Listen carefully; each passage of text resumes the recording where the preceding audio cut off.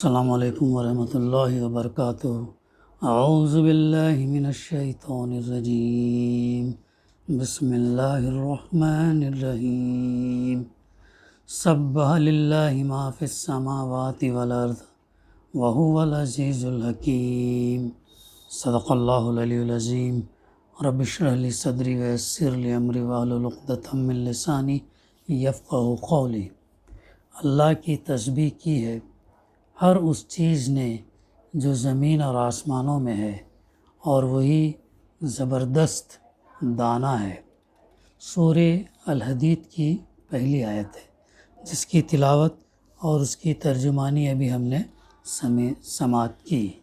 سورہ الواقعہ کے بعد ہم اس سورت کا مطالعہ انشاءاللہ کریں گے۔ اس سورت کی آیتوں کی تفسیر میں جانے سے پہلے سورہ حدید کا نام، زمان نزول، موضوع، مضمون کے اوپر ہماری تھوڑی سی گفتگو انشاءاللہ رہیں گے۔ اس کے بعد تفسیر کا مطالعہ ہم کریں گے۔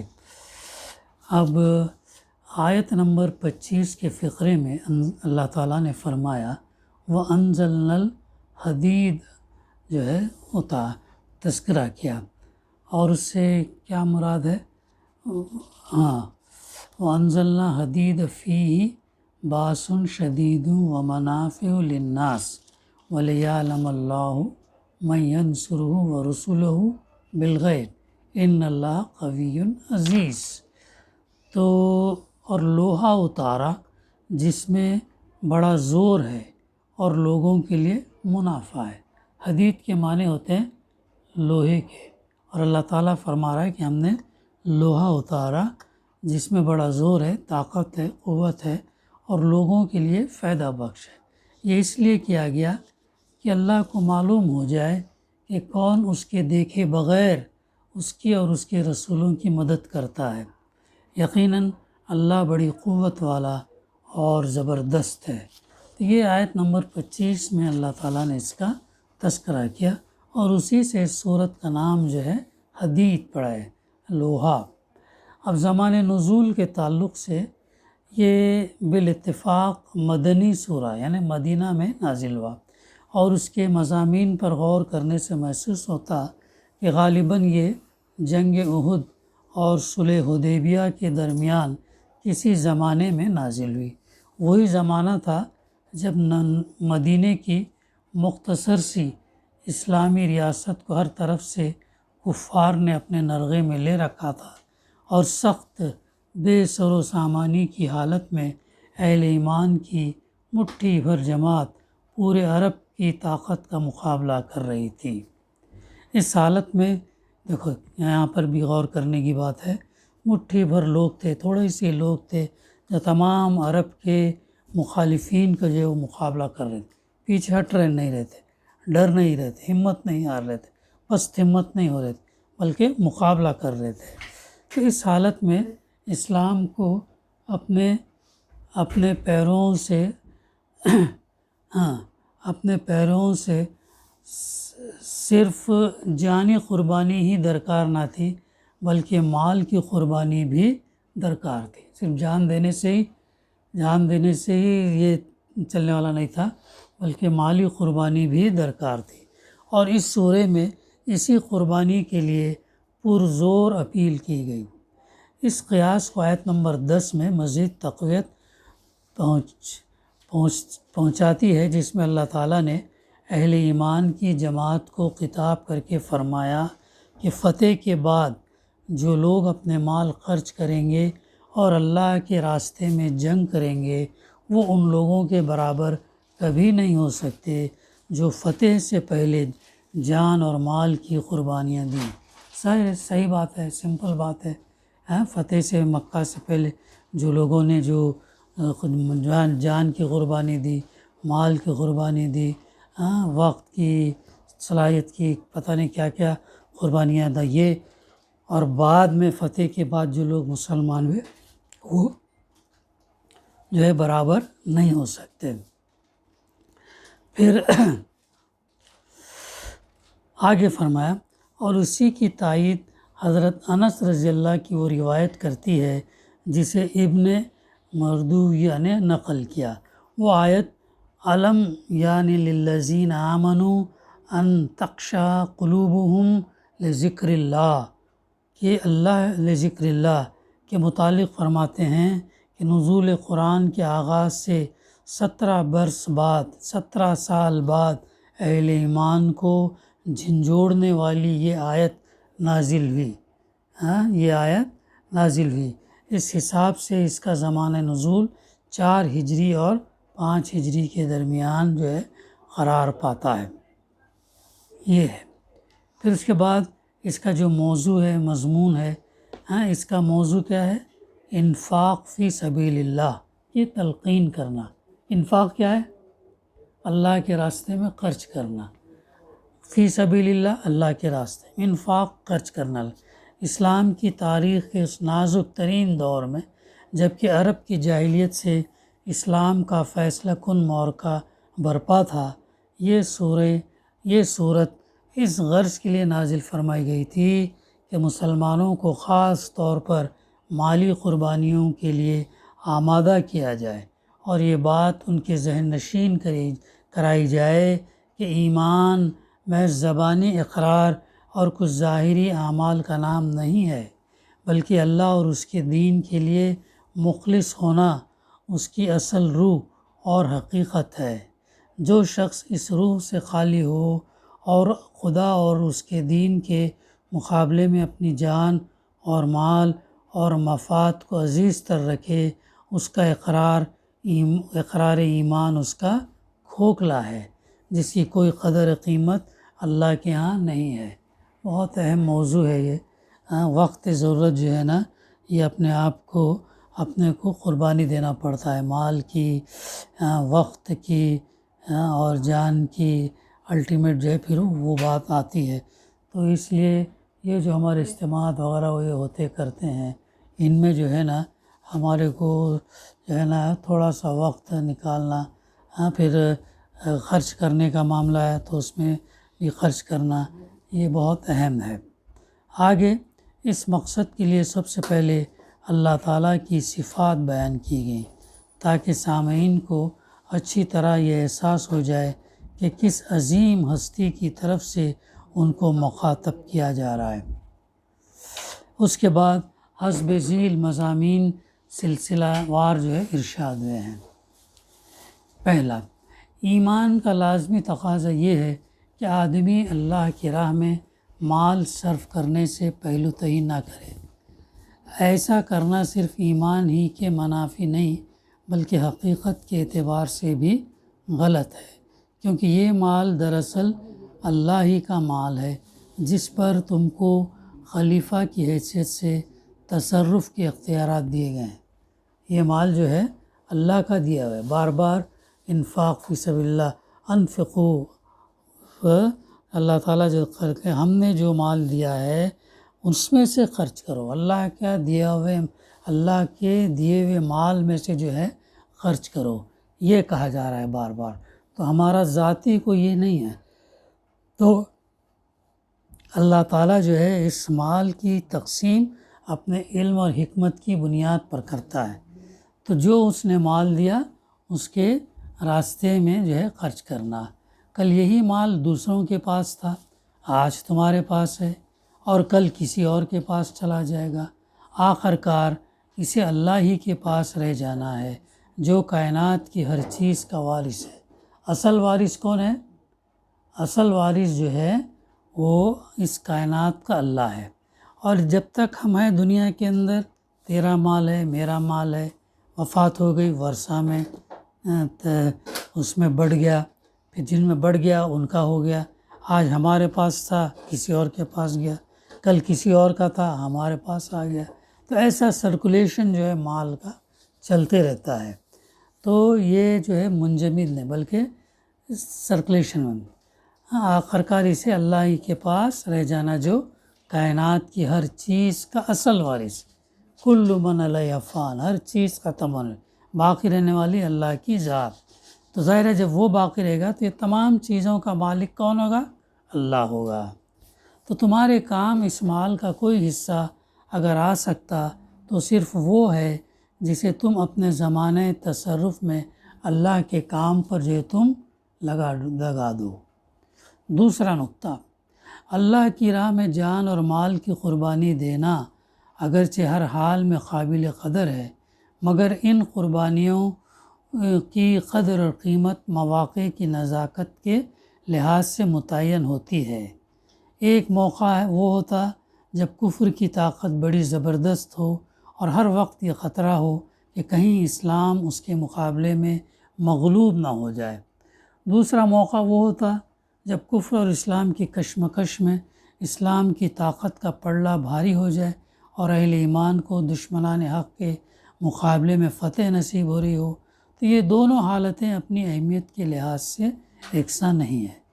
تو it all depends upon the situation, اور کس کانٹیکسٹ میں کیا ضرورت ہے وہ اس کے اوپر ڈیپینڈ ہوتا ہے۔ اس لیے جو قربانیاں ان مختلف حالتوں میں دی جائیں وہ بھی اپنی قیمت میں برابر نہیں ہے۔ جو لوگ اسلام کے ضعف کمزوری کی حالت میں اس کو سربلند کرنے کے لیے جانیں لڑائیں اور مال صرف کریں، ان کے درجے کو وہ لوگ نہیں پہنچ سکتے جو اسلام کے غلبے کی حالت میں اس کو مزید فروغ دینے کے لیے جان اور مال قربانی کریں۔ تو راہ حق میں تیسرا نقطہ ہے، راہ حق میں جو مال بھی صرف کیا جائے وہ اللہ کے ذمے قرض ہے۔ دیکھو کتنی اہم بات ہے، اللہ کے راستے میں جو مال ہم خرچ کرتے ہیں وہ مال کیا ہے؟ اللہ کے ذمے قرض ہے، اور اللہ اسے نہ صرف یہ کہ کئی گنا بڑھا چڑھا کر واپس دے گا، بلکہ اپنی طرف سے مزید اجر بھی جو اللہ تعالیٰ عنایت فرمائے گا۔ چوتھا نقطہ یہ ہے، آخرت میں نور انہی اہل ایمان کو نصیب ہوگا جنہوں نے اللہ کی راہ میں اپنا مال خرچ کیا ہو۔ بات ہماری آئی تھی نا سورہ واقعہ کے اندر بھی، اور آگے اب سورہ حدید کے اندر بھی آئے گی، جب ہم پل صراط پر سے گزریں گے، جو بال سے زیادہ باریک اور تلوار سے زیادہ تیز اس سے ہر انسان کو جو گزرنا ہوگا، تو اور حشر کے میدان میں گھپ اندھیرا ہوگا، تو انسان جو ہے اپنے ایمان اور عمل صالح کی بنیاد پر اس کو نور ملے گا، اور اس نور کے ذریعے سے جو ہے وہ پل صراط پار کرے گا۔ اگر وہ پل صراط پار نہیں کرے گا تو کہاں گرے گا؟ جہنم میں گرے گا۔ تو اس لیے اس کی بھی دعا ہم کو کرتے رہنا چاہیے کہ اے اللہ تعالیٰ کہ ہمارے ایمان عمل صالح قبول فرما، اس کے اندر اخلاص عطا فرما، ریا دکھاوا نفاق نہ کر، اور جو ہے حوض کوثر کا پانی عطا فرما، اور پھر جو ہے پل صراط پر سے ہم کو پار کر دے، ہمارا نور جو ہے بہت دور تک جانے والا۔ تو یہ دعائیں کرنا، پل صراط بہت ڈینجر ہے، گر گئے تو پھر نیچے ہو گیا معاملہ۔ تو یہ چیز جو ہے اہم ہے۔ اب رہے وہ منافق جو دنیا میں اپنی ہی مفاد کو دیکھتے رہے اور جنہیں اس بات کی کوئی پرواہ نہیں رہی کہ حق غالب ہوتا ہے یا باطل، تو وہ چاہے دنیا کی زندگی میں مومنوں کے ساتھ ملے جلے رہے ہوں، مگر آخرت میں ان کو مومنوں سے الگ کر دیا جائے گا۔ منافق کون ہیں؟ جن کے دل میں نفاق ہے، جن کا ایمان پکا نہیں، ظاہر میں وہ مسلمان ہیں، اندر باطن میں وہ مسلمان نہیں ہیں، بلکہ اللہ اور اس کے رسول کی مخالفت کرتے، نمازوں کو جاتے سستی کاہلی سے جاتے، اور فجر اور عشاء کی نماز ان کو بہت گراں گزرتی، ایسے تو لوگ، لیکن اس کے باوجود وہ اس دور کے اندر نماز جماعت سے پڑھتے تھے، تاکہ اس ڈر سے کہیں ایسا نہ ہو کہ لوگوں کو پتہ چل جائے کہ بھئی یہ دین سے پھر گئے، نفاق کے اندر آ گئے، اس لیے وہ لوگ ایسے تھے۔ تو فرمایا جا رہا تو یہ لوگوں کو جو ہے وہ نور سے محروم ہوں گے، اور ان کا حشر کافروں کے ساتھ ہوگا، بلکہ اللہ تعالیٰ سورہ نساء میں کیا فرمایا؟ وہ جہنم کے سب سے نچلے درجے میں ہوں گے۔ جہنم کے کتنے درجے آتے ہیں؟ 70 درجے بتایا گیا ہے۔ جنت کے کتنے آتے ہیں؟ 70 درجے جنت کے بھی، تو ایک سے ایک بڑی سے بڑی جنت ملے گی۔ تو جہنم کے سب سے یعنی ان کافروں سے زیادہ خطرناک ہو گئے منافق۔ تو یہ اس لیے اللہ تعالیٰ سے بھی جو ہے نا دعاؤں میں یہ ضرور مانگنا کہ اللہ ہمارے عمل کو قبول فرما، ریا دکھاوا نام نمود شہرت نہ ہو، ہم تجھے راضی کرنے کے عمل کریں، تو قبول فرما لے اور اس کا اجر ہم کو دے، اور نفاق سے ہم کو بچا۔ یہ بھی ہر دعاؤں میں جو ہے اس کو رکھنا، یاد رکھنا۔ پھر آگے مسلمانوں کو ان اہل کتاب کی طرح نہ ہو جانا چاہیے جن کی عمریں دنیا پرستی میں بیت گئی ہیں اور جن کے دل زمانے دراز کی غفلتوں سے پتھر ہو گئے ہیں۔ وہ مومن ہی کیا جس کا دل جو ہے اللہ کے ذکر سے نہ پگھلے، وہ مومن ہی کیا جو اللہ کا ذکر کیا ہے؟ قرآن مجید ہے، نصیحت ہے، یہ سننے کے بعد اس کا دل پگھلے نہیں تو مومن کیسے ہو سکتا؟ آتا نا قرآن مجید میں بھی تذکرہ ہے ہمارے اسلاف کا، صحابہ کا، ایسے تھے وہ لوگ، قرآن جب پڑھا جاتا تو وہ سنتے تو ان کے اس میں آنسو آ جاتے تھے۔ عیسائیوں کا وفد آیا اسلام کیا ہے معلوم کرنے کے لیے، اللہ کیا ہے معلوم کرنے کے لیے، جب اللہ کے رسول صلی اللہ علیہ وسلم نے قرآن سنایا، سورہ اخلاص سنایا تو ان کے آنکھوں میں آنسو آ گئے اور روتے ہوئے گئے، حالانکہ باہر ابو جہل تھا، اور کیا کیا تم لوگوں نے، کیوں یہ کیا، سنے یہ کرا، لیکن وہ سنے نہیں کچھ، چپ چاپ نکل گئے، جاہلوں سے الجھو مت بلکہ سلام کرو کر کے نکل گئے۔ تو ایسا، اور یہ آتی ہے حضرت ابو بکر صدیق رضی اللہ کے بارے میں آتا کہ وہ بہت ان کے اندر جو ہے خشوع خضوع خوف خدا جو ہے ان کے اندر تھا۔ وہ تو جب آخری دنوں میں جب حضرت اللہ کے رسول صلی اللہ علیہ وسلم بیمار وغیرہ، جب آپ صلی اللہ علیہ وسلم کو آگے کرتے تھے نماز، اگر تو حضرت بی بی عائشہ نے فرمایا اللہ کے رسول صلی اللہ علیہ وسلم میرے والد جو ہے وہ پڑھا نہیں سکیں گے، کیوں؟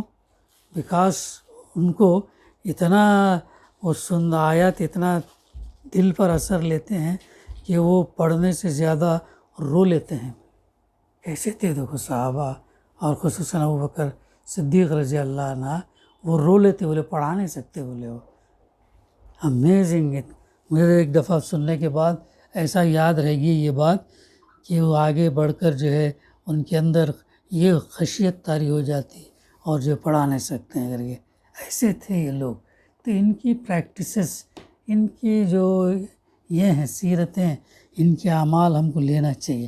اسی لیے جو کہنا، جو بات ہمارے سامنے بار بار آتی، جس طریقے سے ہمارے لیے رزق ضروری ہے، روزانہ 2 ٹائم 3 ٹائم، اسی طریقے سے نماز اور اسی طریقے سے قرآن بھی ہم کو جو ہے ضروری ہے۔ تو یہ ہماری کیا ہے، روح کی ٹونک ہے، یہ ہمیں جو ہے ایمان پہ رکھنے کی ٹونک ہے، ہم کو سیدھے راستے پر رکھنے کی ٹونک ہے۔ غلط راستے پر اگر ہم چلیں گے تو ہم کو بتا دے گی تم غلط کر رہے ہو، کیونکہ ہماری دنیا کی زندگی کیا ہے، کیا ہے، امتحان ہے، امتحان ہے۔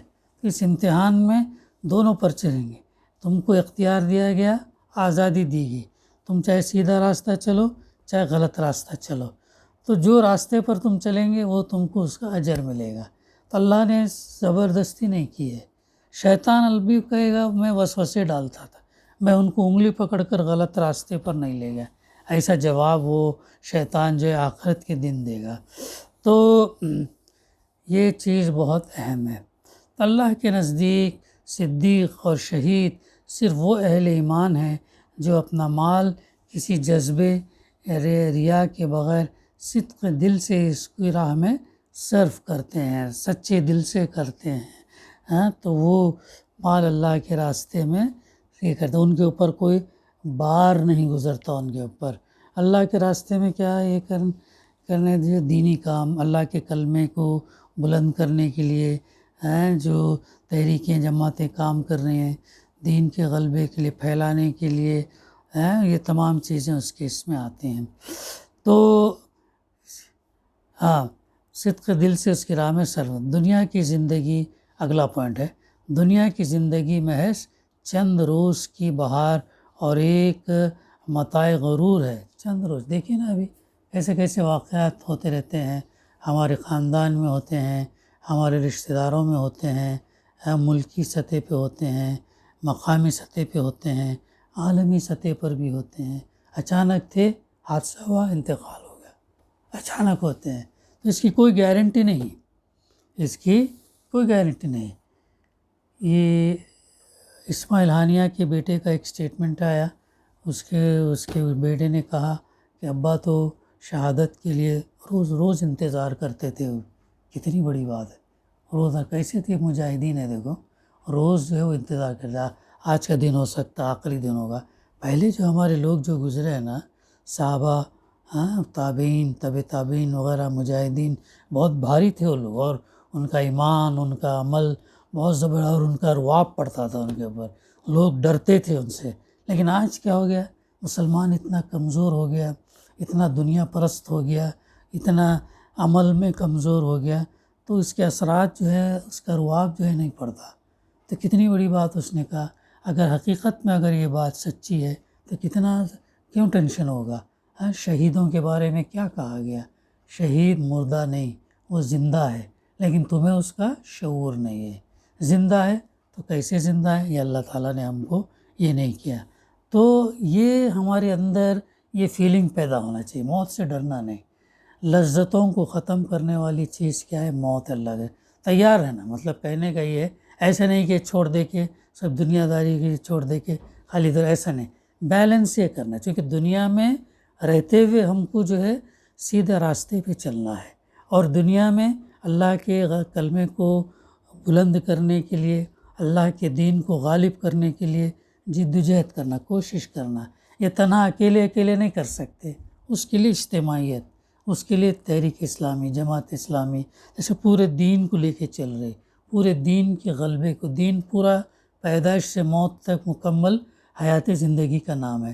اس کو خود پہ نافذ کرنا پہلے، پھر اپنے گھر والوں پر نافذ کرنا، پھر اس کے بعد اپنے محلے میں، معاشرے میں، یہ ایسا ملک، پھر ایسا انٹرنیشنل لیول پر، پھر جا کے خلافت بندی، ایسا نافذ کرنا ہے. پہلے ہم ہی اگر نافذ نہیں کریں گے، دوسروں کہنے جائیں گے تو اس کا اثر نہیں ہوتا. تو اس لیے ہم اپنا چیکس اینڈ کنٹرول رکھنا. تو اس دین کو جو ہے پہلے اپنے اوپر یہ کرنا، کرتے ہوئے ایسا نہیں کہ میں پورا پکا کروں گا پھر اس کے بعد دوسروں کو بولوں گا، ایسا بھی نہیں. کرتے ہوئے ہم دوسروں کو بھی بات بتانا. تو یہ ہے پوائنٹ. تو اللہ کے نزدیک صدیق اور شہید صرف وہ اہل ایمان ہیں جو اپنا مال کسی جذبے ریا یعنی دکھاوا، نام نمود، شہرت کے بغیر سچے دل سے اس کے راستے میں خرچ کرتے ہیں. وہ حدیث بھی یاد رکھنا، 3 لوگوں کے بارے میں. کون سی حدیث ہے عزیز؟ جس میں 3 لوگوں کے بارے میں کیا کہا گیا کہ وہ ایک شہید، ایک عالم، ایک سقی رہیں گے، لیکن اللہ تعالیٰ ان سے سوال کرے گا تم شہید کیوں ہوئے؟ تو کہے گا میں تو تیرے دین کے لیے، تیرے کلمے بلند کرنے کے لیے، اور اس کے لیے میں شہید. تو اللہ تعالیٰ کہے گا نہیں، تم جھوٹ کہہ رہے ہو. کیونکہ اللہ کے پاس جو ناپنے والے جو ترازو ہے نا، وہ ہماری نیتوں کو بھی بتائیں گے. وہ ہماری نیتوں کو، آج ہمارے پاس ٹیمپریچر ناپنے کے لیے تھرمامیٹر ہے، اور دوسرے چیزوں کو ناپنے کے لیے بی پی ناپنے کے لیے ہے، شوگر دیکھنے کے لیے ریڈنگ ہے، پتہ نہیں کیا چیز ہیں. تو اللہ تعالیٰ اس دن ہمارے اعمال کو نیتوں کے ساتھ یہ کرے گا. تو یہ چیز ہے. تو اسی لیے جو بھی ہم کریں نا، اللہ کو راضی کرنے کے لیے. شہید ہو تو اللہ کے لیے، اس کے اندر اخلاص ہو. خرچ کریں تو اللہ کو یہ کرنے کے لیے. اور علم جو ہے سب سے پہلے جب حاصل کریں تو عمل کرتے جائیں اس کو.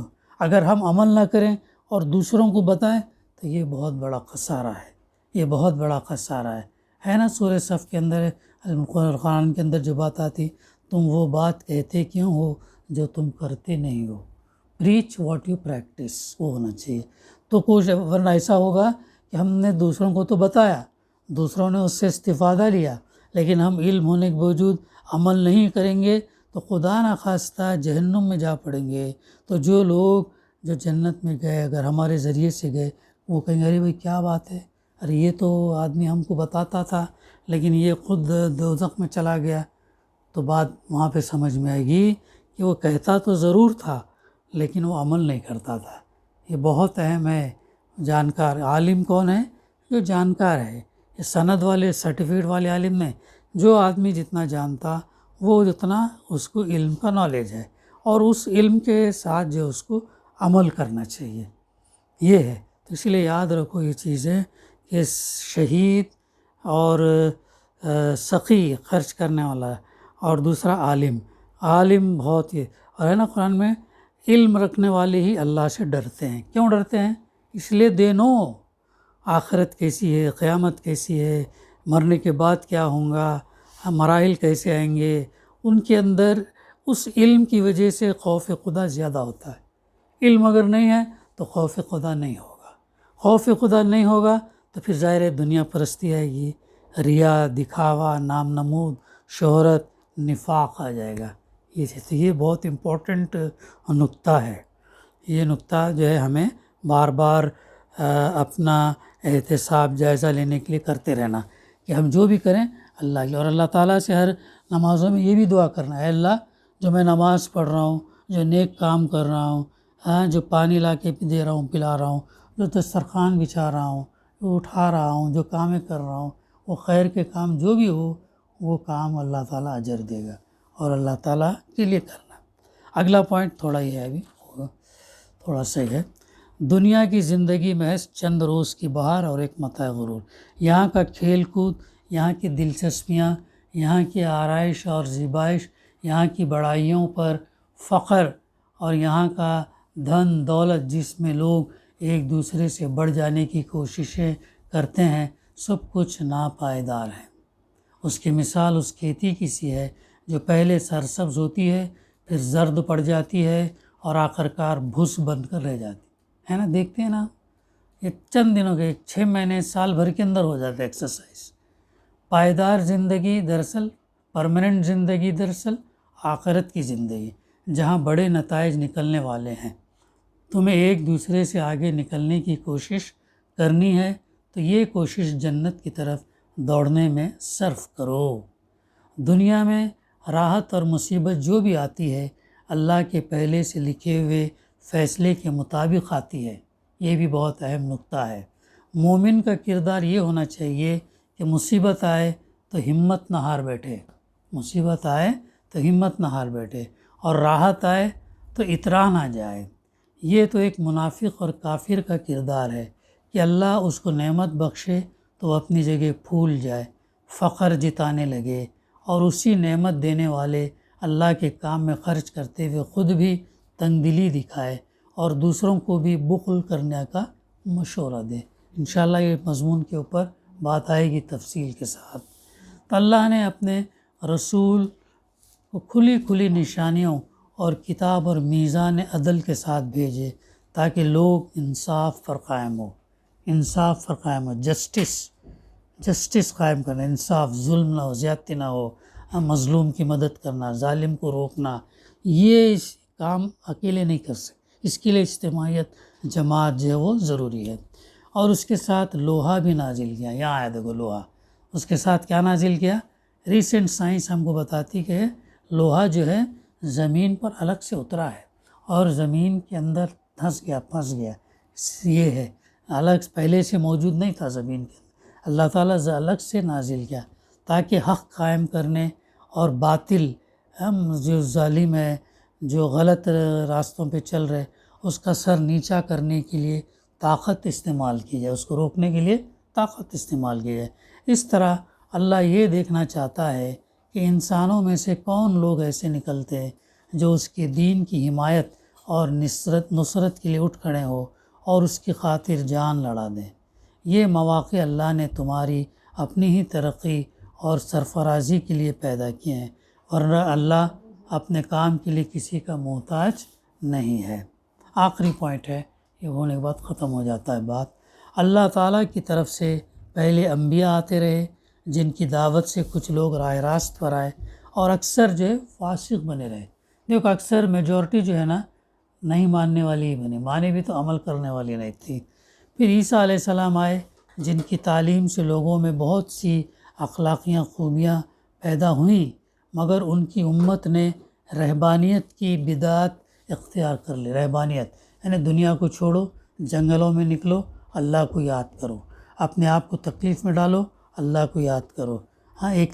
ایک پیر پہ کئی سال کھڑے رہتے تھے، جھاڑ کے پیڑ کے اوپر زندگی گزارتے تھے، کئی سال پانی کو چھوتے نہیں تھے، نہاتے نہیں تھے، فخر محسوس کرتے کہ ہم نے پانی کو نہیں چھوا، کیوں؟ اللہ کی یاد میں۔